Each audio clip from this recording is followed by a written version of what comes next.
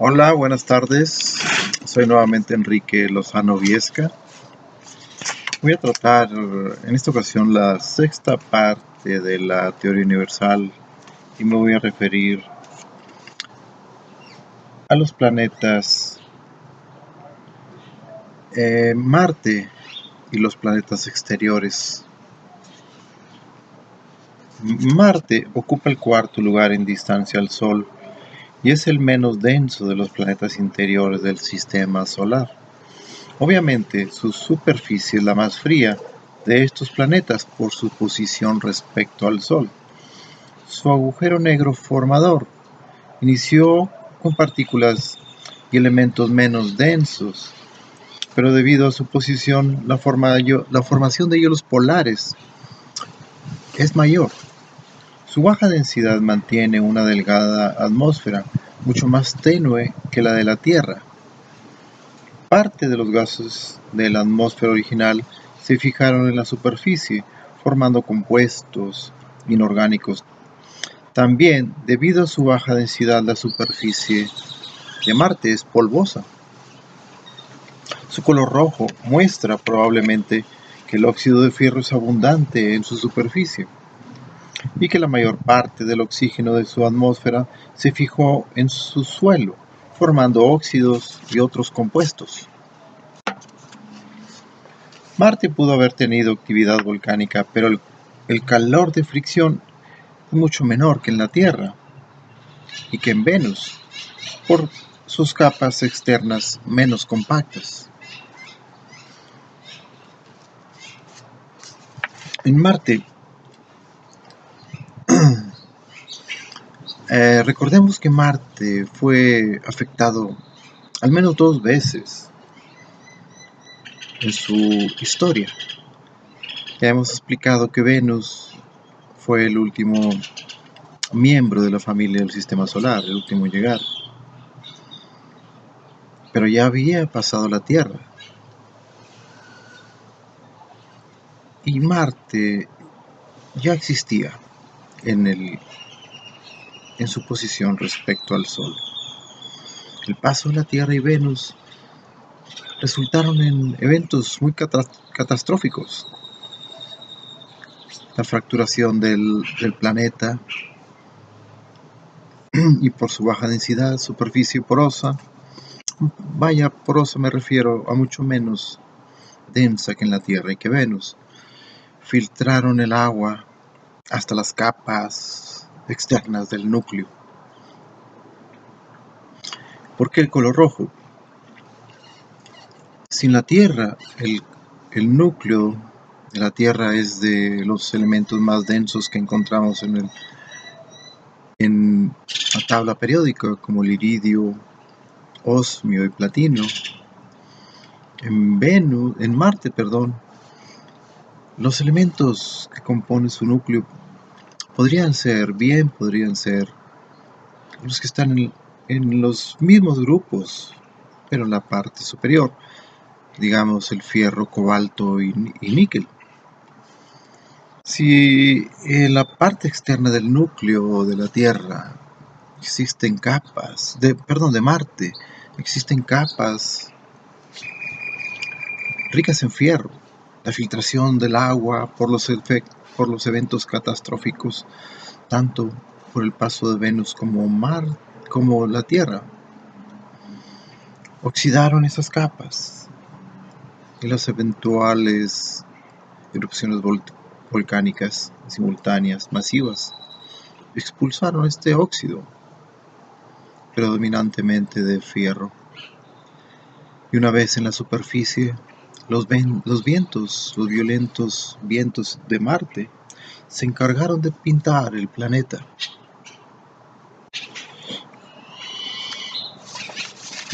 La diferencia en el tiempo entre el paso de un planeta y otro, me refiero a la Tierra y Venus, que afectaron a Marte, puede ser una historia de millones de años entre uno y otro.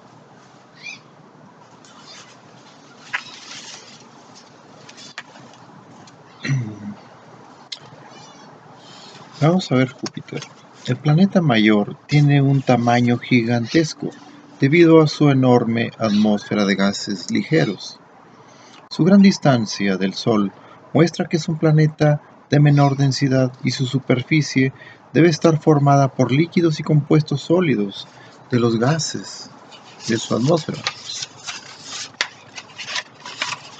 Si en su atmósfera existen gases como el helio y otros como el hidrógeno, nitrógeno, oxígeno y compuestos de estos, su compacto y frío núcleo debe estar formado por elementos más densos en estado superconductor.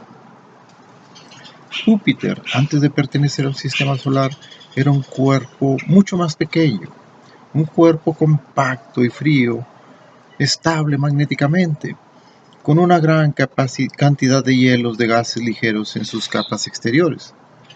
Pero durante su aproximación al Sol, los hielos superficiales se fueron fundiendo gradualmente, reduciendo enormemente su densidad aparente, hasta colocarse en su posición actual, evaporando una enorme cantidad de gases ligeros, dándole a Júpiter una apariencia gigantesca. Pero como consecuencia de reducir su diámetro sólido original, resultó un planeta magnéticamente inestable, es decir, un agujero negro insatisfecho. Una gran capacidad de atracción fue liberada, y esta es la razón por la cual Júpiter tiene una gran influencia magnética a su alrededor. Saturno, Júpiter. Antes de pasar a Saturno y los demás planetas exteriores, sigamos platicando de Júpiter. Júpiter, con su gran atmósfera, tiene prioridad sobre todos los demás planetas existentes en ese momento de atraer cuerpos de muy lejanas distancias y convertirlos en sus lunas, como lo vimos y que ya lo comenté con el cometa Shoemaker-Levy, que al dar vuelta al Sol en su órbita se fracturó, pero fue directamente a impactarse en Júpiter. De hecho, las manchas de Júpiter, que nos dicen que son tormentas, que son como huracanes. La verdad es que no son huracanes, son cometas o cuerpos que se impactaron en la superficie helada del planeta Júpiter. ¿Recuerdan el ejemplo que puse sobre perforar en los extremos del eje magnético de la Tierra? ¿Qué pasaría? Un agujero se abriría y abriría un embudo en la atmósfera. Pues algo parecido pasa en Júpiter con sus manchas o sus tormentas. Realmente fueron cuerpos, cometas, que se impactaron, que destruyeron su núcleo y no pudieron ser retenidos, no pudieron hacer el efecto Meissner con el núcleo de Júpiter. Se impactaron en la superficie de Júpiter es helada, muy fría. Llega un cuerpo que al atravesar la atmósfera se calienta a una temperatura superior a la de su superficie. Si en la atmósfera de Júpiter existen los gases que ya mencionamos, en la superficie debe haber compuestos de esos mismos gases, pero congelados. En la superficie no en estado superconductor. El núcleo sí está en estado superconductor, pero en la superficie no. Llega un objeto con una temperatura superior y derrite la capa sólida de la superficie de Júpiter. y deja un agujero enorme, enorme. Quizás llega hasta las cercanías del núcleo de Júpiter en estado superconductor. Ese agujero enorme abre un cono en la atmósfera y dejará de existir esa mancha, esa tormenta, hasta que se llene de nuevo ese agujero. Así son las manchas que se presentan también en otros planetas exteriores por el impacto de cometas en su superficie, que dejaron abierta una ventana para seguir atrayendo materia.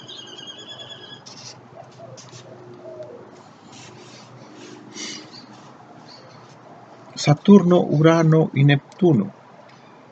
Estos enormes planetas, también como Júpiter, deben su gran tamaño a la fusión de una gran cantidad de gases ligeros de su superficie durante su aproximación al Sol, adquiriendo la densidad que los colocó en su posición actual.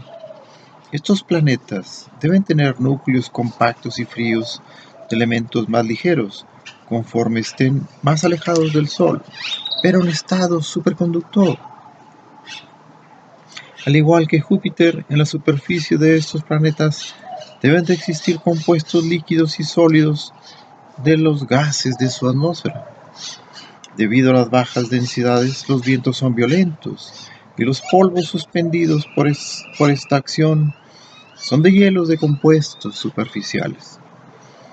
Plutón y otros planetas enanos con lunas indican que tienen atmósferas. Las lunas, los satélites naturales de los planetas, son cometas o asteroides capturados.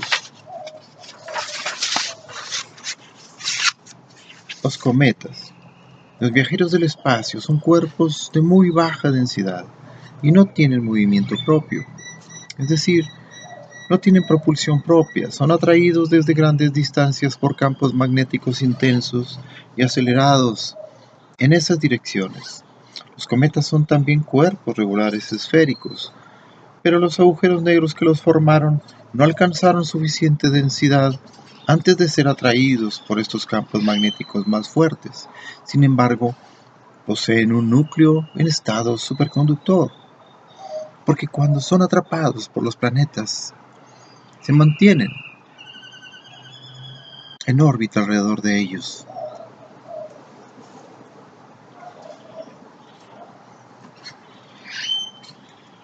Estos cuerpos ligeros, al acelerarse con la dirección del campo magnético, que los atrae, permiten la fuga de los compuestos de sus atmósferas por la simple aceleración, lo que conocemos como estelas. La condición de un cuerpo sideral para ser un cometa es que debe ser muy ligero, es decir, su campo magnético debe ser mucho más débil que el cuerpo que lo atrae. En otras palabras, los planetas, incluida nuestra Tierra, fueron grandes cometas cuando fueron atraídos por el Sol. Los cometas que conocemos en nuestro sistema solar están constituidos por gases ligeros sólidos, y cuando pasan cerca del Sol, sus capas superficiales se funden y evaporan, formando una atmósfera que con la aceleración se alarga, formando la cauda. Otro tipo de cometas son los planetas enanos, que son atraídos desde muy grandes distancias, constituidos de compuestos sólidos y gases, y cuyo núcleo se originó partiendo de elementos menos densos, pero en estado superconductor. Estos cuerpos, al acelerarse, su cola es de gases y polvo, menos alargada, como el caso de nuestra luna y otras lunas rocosas predominantemente. Cuando los planetas se fueron acercando al Sol y tomaron su posición sufriendo una expansión de sus capas exteriores, y su volumen actual depende de la clase y cantidad de gases y compuestos ligeros existentes en esas capas.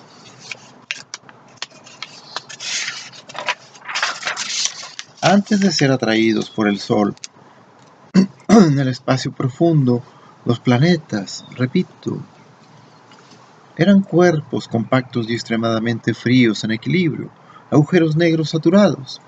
Sin embargo, cuando ocurrió su expansión por la acción del calor del Sol, dejaron en libertad una gran capacidad de atracción. Se convirtieron en agujeros negros insatisfechos. Sin perder masa, perdieron densidad y aumentaron su volumen. Si la masa permanece constante y el volumen aumenta, la densidad baja. En estas condiciones la presión y la temperatura están en equilibrio con el volumen, pero el campo magnético es independiente. Recuerden, un imán común satura su capacidad de atracción con las limaduras de hierro que están en contacto con él y a una cierta distancia. Llega un momento en que ya no puede sostener más material, se satura. Como analogía con el ejemplo anterior, los gases de las atmósferas de los planetas no están en contacto físico con la superficie. Por lo tanto, los campos magnéticos de los planetas no están saturados. Y atraen cuerpos ligeros de muy grandes distancias, convirtiéndolos en cometas y luego en sus lunas. Estas lunas orbitan alrededor de los planetas, atraídas por su campo magnético, pero repelidas por el estado superconductor de su núcleo. De esta manera el campo magnético de los planetas podrá ser saturado de nuevo cuando el total de la masa de sus lunas sea igual a la masa de su atmósfera actual, más la que perdieron durante su aproximación al Sol. Esto podría explicar la gran cantidad de lunas de Júpiter, Saturno, Urano y Neptuno. Un indicativo de satisfacción magnética podría ser la coincidencia de los ejes de rotación y magnético en una sola posición. Saturno podría ser este ejemplo en nuestro sistema solar. Si podemos calcular la masa de los satélites, de la Luna, por ejemplo, y podemos calcular la masa de nuestra atmósfera visible.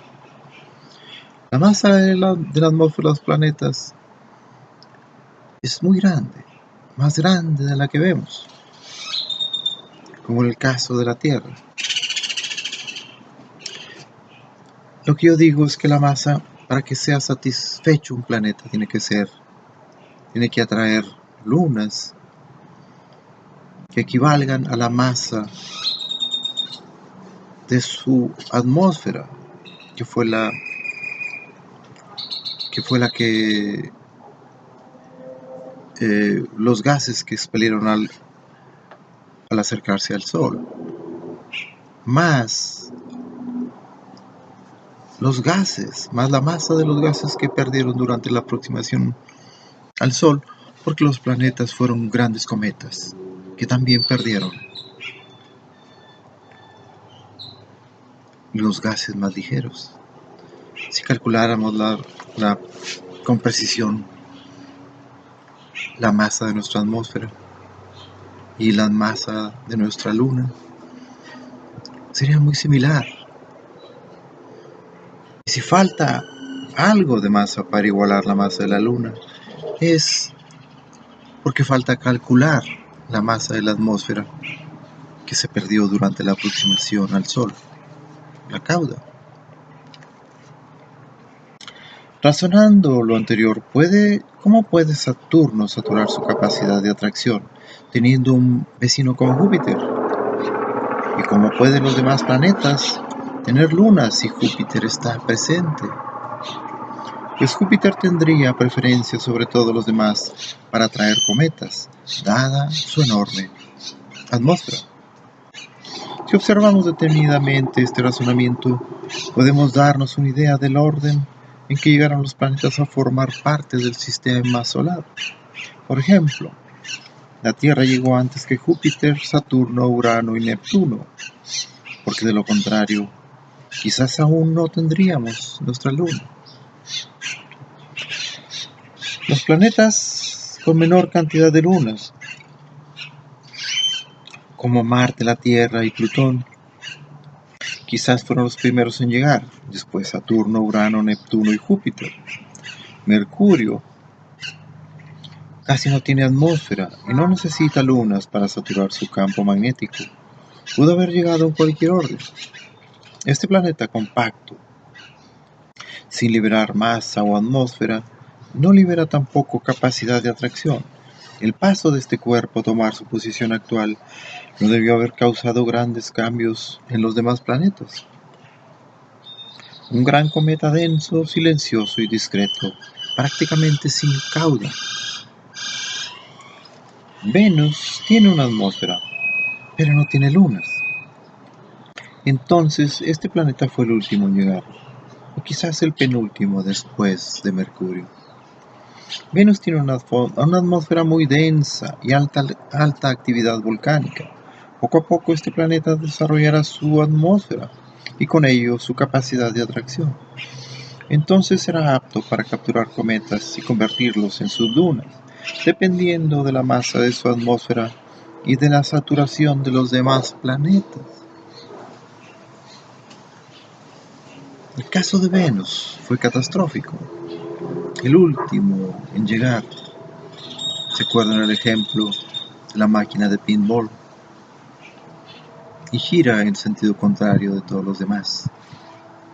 Venus tiene que componer sus problemas.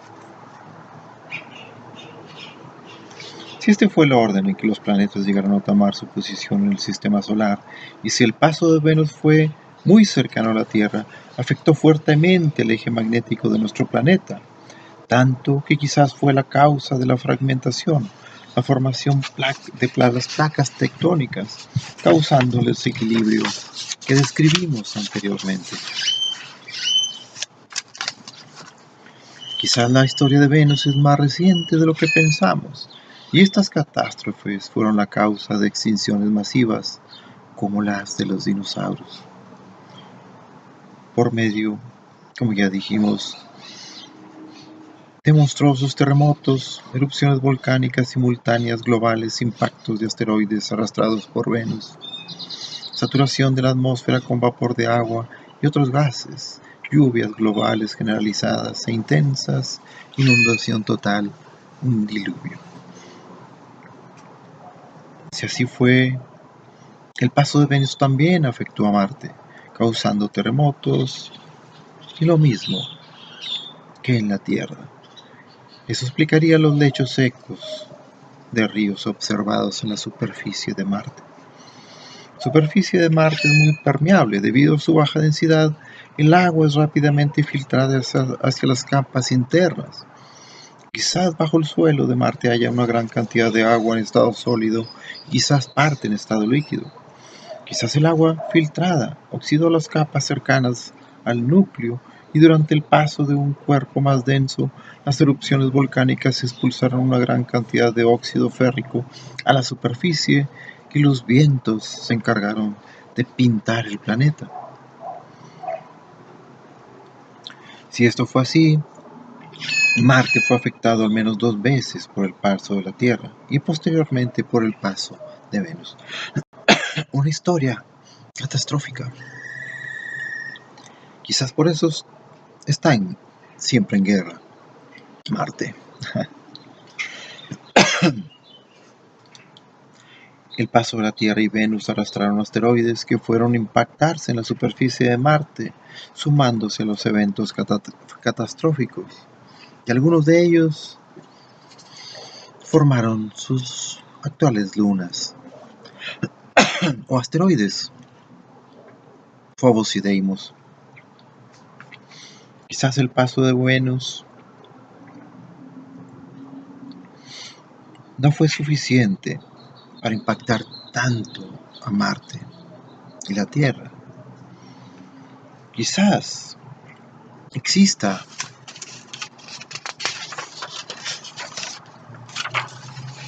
otro factor.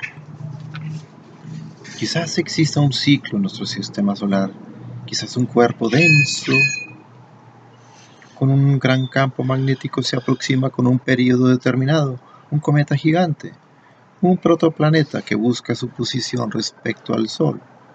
Nosotros debemos esperar que el próximo miembro del sistema solar, si es que el Sol puede aceptar uno más, sea ligero y se coloque más allá de Plutón.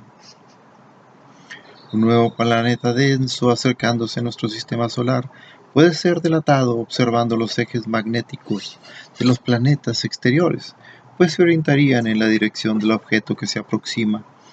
Urano y Neptuno podrían ser nuestros centinelas. El anillo de asteroides entre Marte y Júpiter quizás era un planeta que se interpuso en la trayectoria de un cometa que se dirigía a Júpiter a formar parte de sus lunas. Y Ceres, que es un planeta enano. Ceres es la luna sobreviviente de ese planeta extinto. La edad de los cuerpos en el universo puede ser determinada de acuerdo a la distancia del punto de origen del universo en la cual fueron formados. Es decir, que los cuerpos más ligeros son los más antiguos, porque fueron formados con partículas ligeras que formaron elementos ligeros más cerca de la fuente de calor original. Los cuerpos más densos son los más jóvenes, porque fueron formados muy lejos de la fuente de calor original a muy bajas temperaturas por partículas sumamente densas. Entonces los cometas y las lunas son los cuerpos más antiguos del universo. Después fueron formados los cuerpos que posteriormente serían planetas y finalmente las estrellas. El Sol es aún más joven que los planetas, lunas y cometas. En otras palabras, nos podemos dar una idea de la edad del universo observando la tabla periódica de los elementos, como lo había dicho anteriormente. Imaginemos el universo como una esfera que fue creciendo desde su centro con expansión en todas las direcciones por emisión de partículas creando espacio. Cuando se emitió la última partícula dejó de existir la fuente de calor original. En ese punto, ahora nuevamente es el extremo frío. Debe existir un extremo de calor. Ese extremo está diseminado en toda la periferia del universo, en toda la periferia de la esfera del universo. Las estrellas son ahora los puntos de calor extremo. Se encendieron de la misma forma como se encendió la gran estrella original que contuvo toda la materia del universo. Las estrellas han emitido y continúan emitiendo partículas que ahora se dirigen nuevamente al centro del universo, del extremo de calor al extremo del frío nuevamente, de la mínima presión en la periferia a la máxima presión en el centro. El centro del universo vuelve a ser el agujero negro más grande y poderoso que pueda existir, que pueda atraer y comprimir toda la materia hasta la nada y crear nuevamente el universo, otro ciclo, como un pulsar, un latir. Aquí les dejo, después veremos la última parte de la teoría. Voy a tratar